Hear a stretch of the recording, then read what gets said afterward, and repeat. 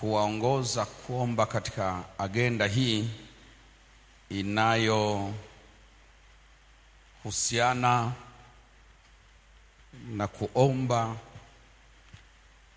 mambo ya kimungu yaliyo kwa ajili yetu yatokee na timie kwa wakati.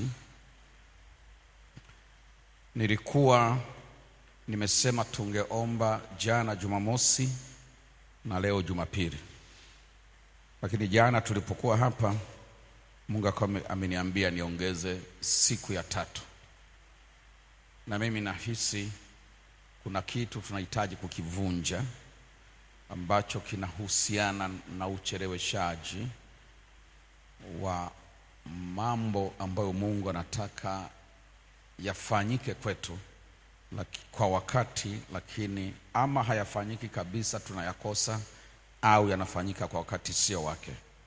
Kuna kitu nadhani Mungu anataka tukiharibu kabisa na tuweze kuchukua utawala kwenye ulimwengu wa roho, ili kwamba vitu vifanyike kwa majira ya kimungu. Kwa hiyo tutaendelea na ombi hili kesho.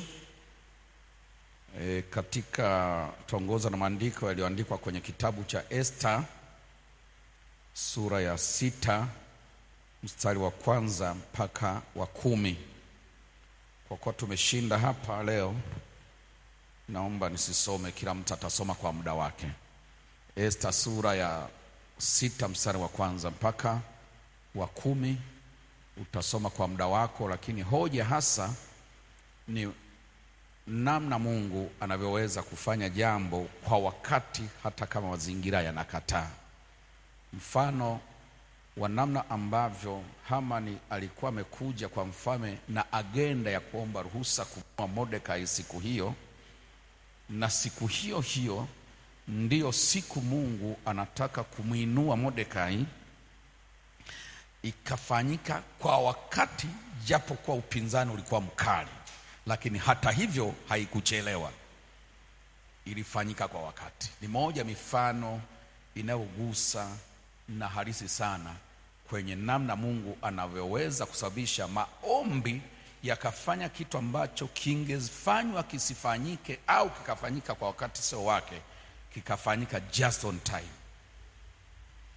Wanakutana, anataka kuomba kibali cha kumsurubisha, huku mfalme naye anatafuta mtu wa kumtuma kwenda kumheshimisha Mordekai. Just on time. Tutaizungumza kesho. Haleluya.